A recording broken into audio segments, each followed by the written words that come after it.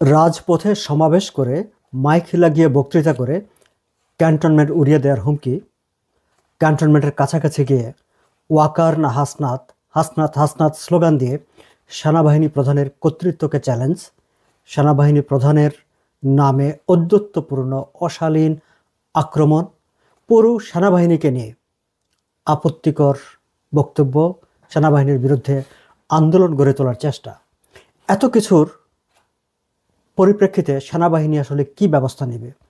সেনাবাহিনীকে আদৌ কোনো ব্যবস্থা নেবে? সেনাবাহিনী কি চুপ করে হজম করে যাবে? এরকম নানা প্রশ্ন মানুষের মনে গত দুদিন ধরে উচ্চারিত হচ্ছে। শুধু যে মানুষের মনে উচ্চারিত হচ্ছে তাই নয়, এমনকি সেনাবাহিনীর মধ্যেও, মানে নন কমিশন, আমি গতকালকের ভিডিওতে উল্লেখ করেছি, নন কমিশন থেকে কমিশন অফিসার থেকে সিপাহী, নানা পর্যায়ে তীব্র প্রতিক্রিয়া হয়েছে এটি নিয়ে। আমরা কখনো যে বিষয়টি দেখিনি, ঠিক এরকম একটি ঘটনা ঘটেছে সোশ্যাল মিডিয়ায়, ফেসবুকে। সেনাবাহিনীর কর্মকর্তারা বা সেনাবাহিনীতে কর্মরত বিভিন্ন মানুষ, তারা মানে একটি অভিন্ন বক্তব্য ফেসবুকে প্রচার করছে, যেটি হচ্ছে যে যেখানে বলা হয়েছে, একজন সৈনিক হিসাবে রাজনীতির প্রতি আমার বিন্দুমাত্র আগ্রহ নেই, কিন্তু আমার দেশ, আমার সেনাবাহিনী নিয়ে যখন আপনি খারাপ কথা বলবেন, তখন আপনি আমার প্রকাশ্য শত্রু। দর্শক, এই হচ্ছে এমনকি সেনাবাহিনীর ভেতরেও এখনকার সেন্টিমেন্ট। কিন্তু এই যে আপনি আমার প্রকাশ্য শত্রু, প্রকাশ্যে ফেসবুকে পোস্ট দিয়ে এই যে ঘোষণা দেওয়া হচ্ছে, তাহলে সেনাবাহিনী কর্তৃপক্ষ আসলে কি ভাবছে? আমি জানি যে আমার এই ভিডিওটি যখন আপনাদের কাছে পৌঁছবে, ততক্ষণে সম্ভবত সেনাবাহিনী প্রধান আজ সর্বস্তরের সেনা সদস্য কর্মকর্তাদের উদ্দেশ্যে যে ভাষণটি দিবেন বাংলাদেশ সময় সকাল 10:30টায়, আমি এখন যখন কথা বলছি তখন 10:10, ততক্ষণে আপনারা হয়তো সেই বক্তৃতার বিষয়টি জেনে যাবেন, বা সেই বক্তৃতায় তিনি কি বলছেন সেই বিষয়টি জেনে যাবেন। আমি আজকের এই আলোচনায় গতকাল পর্যন্ত সেনাবাহিনীতে যেসব আলাপ আলোচনাগুলো হয়েছে, যেসব ঘটনা প্রবাহ ঘটেছে, সেগুলো নিয়ে একটু সংক্ষিপ্ত আলোচনা করতে চাই। আপনারা জানেন যে সেনাবাহিনী একটি ইফতার পার্টির আয়োজন করেছিল জুলাই আন্দোলনে যারা আহত হয়েছেন তাদের সম্মানে, এবং তাদেরকে সেই ইফতার পার্টিতে আমন্ত্রণ জানানো হয়েছিল। সেনাবাহিনীর প্রধান তাদের সঙ্গে ইফতার করেছেন, তাদের সঙ্গে কুশল বিনিময় করেছেন, তাদের খোঁজ খবর নিয়েছেন, এবং সেখানকার সংক্ষিপ্ত বক্তব্যে তিনি প্রতিশ্রুতি দিয়েছেন, আশ্বস্ত করেছেন আহতদের চিকিৎসার ব্যাপারে সেনাবাহিনী যথাসাধ্য ব্যবস্থা নেবে, এবং সেনাবাহিনীর প্রধান হিসেবে জেনারেল ওয়াকার ঘোষণা দিয়েছেন যে তিনি তাদের পাশে আছেন। কিন্তু ইফতার পার্টিতে একটি উল্লেখযোগ্য দিক, দর্শক আপনারা নিশ্চয়ই খেয়াল করে থাকবেন, যে জুলাই আন্দোলনের আহতদের সম্মানে যে ইফতার পার্টি, সেই ইফতার পার্টিতে জুলাই আন্দোলনে যারা নেতৃত্ব দিয়েছেন, যারা সমন্বয়ক ছিলেন, যাদেরকে নিয়ে গত 6-7 মাস ধরে এত আলাপ আলোচনা হচ্ছে, তাদের কেউ সেখানে ছিলেন না। হাসনাত, মাহফুজ, আসিফ কিংবা অন্য যারা, তাদের কেউ সেখানে ছিলেন না। কেন ছিলেন না? তারা কি সেটি বয়কট করেছেন? না দর্শক, সেনাবাহিনী তাদেরকে আমন্ত্রণ জানায়নি। এই যে সেনাবাহিনী তাদেরকে আমন্ত্রণ জানায়নি, এটি আসলে হচ্ছে একটি বার্তা, এটি হচ্ছে তাদের প্রতি দেওয়া সেনাবাহিনীর একটি মেসেজ। আপনারা যারা খোঁজ করছিলেন যে সেনাবাহিনী কি কোনো ব্যবস্থাই নিবে না, কোনো পদক্ষেপই নিবে না, তাদের সেই প্রশ্নের এটিও একটি উত্তর, যে সেনাবাহিনী স্পষ্টভাবে তাদের প্রতি বার্তা দিয়েছে যে they are no more welcome in the cantonment, they are no more welcome to the army community. দর্শক, কেবল যে ইফতার পার্টিতে তাদেরকে ডাকেনি বা যেতে দেনি, বিষয়টি কি সেখানে শেষ? না। গতকালই সেনাবাহিনীর যে জিওসি বা কমান্ডিং অফিসাররা, ঊর্ধ্বতন কর্মকর্তাদের একটি গুরুত্বপূর্ণ বৈঠক হয়েছে। সেই বৈঠকে দেশের সামগ্রিক পরিস্থিতি নিয়ে আলাপ আলোচনা হয়েছে, এবং সেই আলাপে অনেকগুলো গুরুত্বপূর্ণ সিদ্ধান্ত হয়েছে। আমি জানি যে কাল বাংলাদেশ সময়ে রাতভর সেই বৈঠকের সূত্র ধরে নানা রকম গুজব, নানা রকম কথাবার্তা আপনারা শুনেছেন, আপনারা উদ্বিগ্ন হয়েছেন, উল্লসিত হয়েছেন, নানা কিছু ঘটেছে।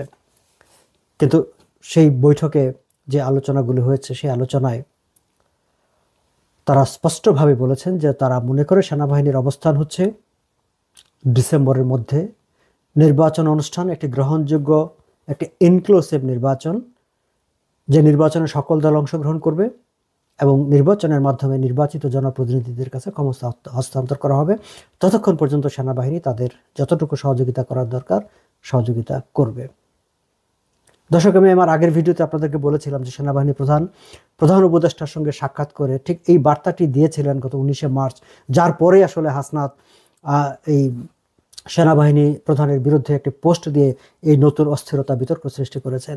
সেখানে তিনি যে কথাটি বলেছিলেন সেই কথাটি বৈঠকে আলোচিত হয়েছে এবং সেনাবাহিনীর ঊর্ধ্বতন কর্মকর্তারা সেটিকে এন্ডোর্স করেছেন যে ডিসেম্বরের মধ্যে নির্বাচনটি হতে হবে, কারণ জানুয়ারিতে তারা তাদের সেনা সদস্যরা যারা মাঠে আছেন তাদেরকে ক্যান্টনমেন্টে ফিরিয়ে আনতে চান, কারণ তারা আর মাঠে থাকতে চাচ্ছেন না।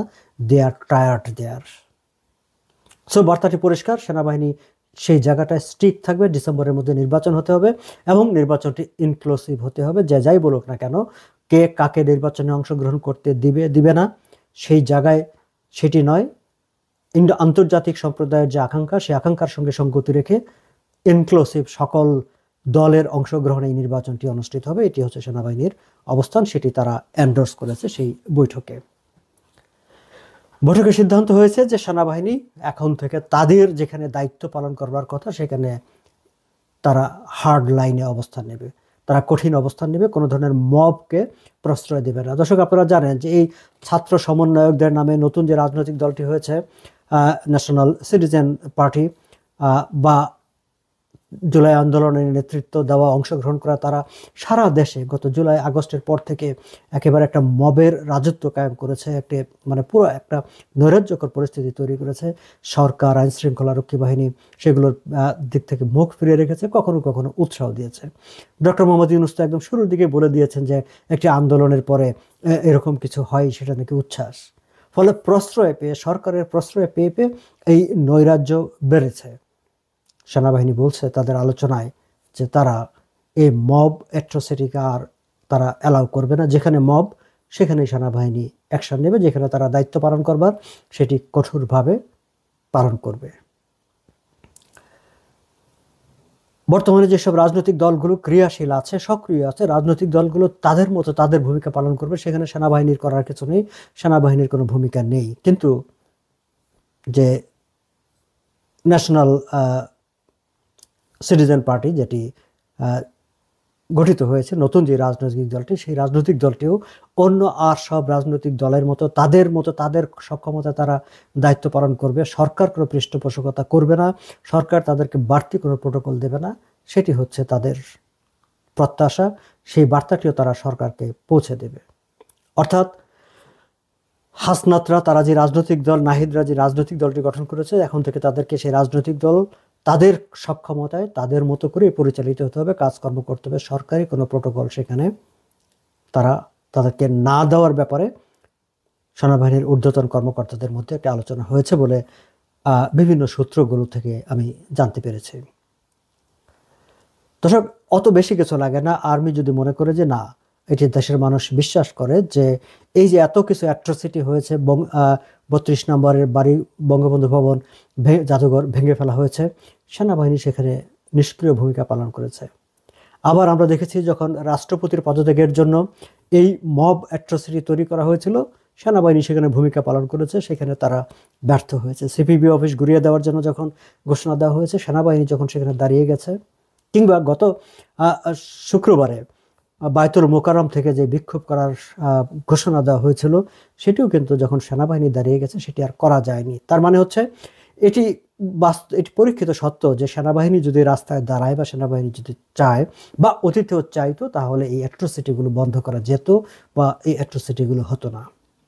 এবং সেনাবাহিনী এখন যে আলোচনাটি করছে সেটি যদি তারা ইমপ্লিমেন্ট করে, তারা যদি মনে করে যে তারা আর কোনো অ্যাট্রোসিটি হতে দেবে না, তাহলে আসলে অ্যাট্রোসিটি হবে না। ছাত্র সমন্বয়কদের নামে, জুলাই আন্দোলনের নামে, বিপ্লবের নামে সারা দেশে যা এই যে নৈরাজ্য তৈরি করে দেওয়া, চাঁদাবাজি করা, সন্ত্রাস করা, হামলা করা, বাড়িঘর ভেঙে দেওয়া, এই যে কাজগুলো চলছে সেই কাজগুলো হবে না। দর্শক, বিভিন্ন সূত্রগুলো আমাকে জানিয়েছে সেনাবাহিনী এই বিষয়গুলো নিয়েও তারা উদ্বেগ তাদের মধ্যে আলাপ আলোচনা করেছে। সরকারের বিভিন্ন সংস্থা ইতিমধ্যে চাঁদাবাজি যারা করেছে কাদের কাছ থেকে, এই যে বাংলাদেশ বেশ কয়েকটি বড় বড় বিজনেস হাউস থেকে কোন কোন সমন্বয়ে কোন কোন ছাত্রনেতা মোটা অঙ্কের টাকা নিয়েছেন, চাঁদা নিয়েছেন বলে তারাই পরস্পরের বিরুদ্ধে এখন কথাবার্তাগুলো বলছেন।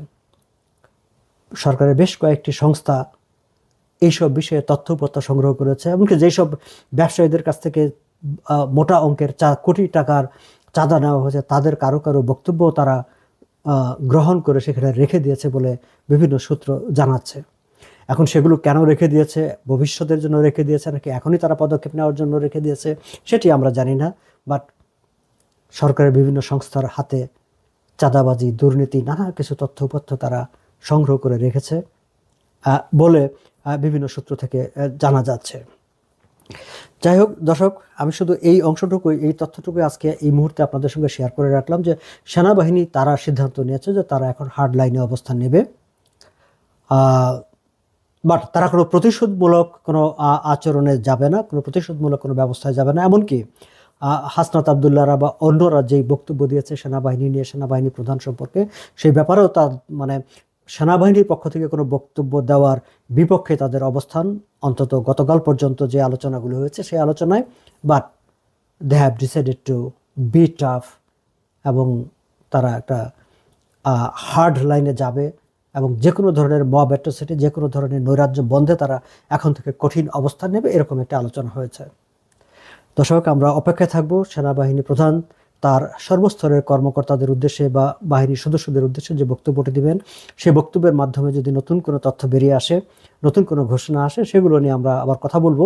কিন্তু এখন পর্যন্ত আমি যেসব ঢাকার সূত্রগুলো বা সেনাবাহিনীর কর্মকর্তাদের সঙ্গে সংশ্লিষ্ট যেসব সূত্রগুলোর সঙ্গে আমার কথা হয়েছে, তারা যে কথাটি বলেছেন, এখন পর্যন্ত সেনাবাহিনীর অবস্থান হচ্ছে তারা হার্ড লাইনে যাবে, যে কোনো অ্যাট্রসিটির বিরুদ্ধে, মব সন্ত্রাসের বিরুদ্ধে, অনিয়মের বিরুদ্ধে অ্যাকশানে যাবে, এবং ডিসেম্বরের মধ্যে একটি নির্বাচন হতেই হবে, এবং সেই নির্বাচনটি সেনাবাহিনী প্রধান যেরকম বলেছেন যে ইনক্লুসিভ, সেই রকম একটি ইনক্লুসিভ গ্রহণযোগ্য একটি নির্বাচন হতে হবে। সেনাবাহিনী সেই লক্ষ্যে তাদের ভূমিকা রাখবে।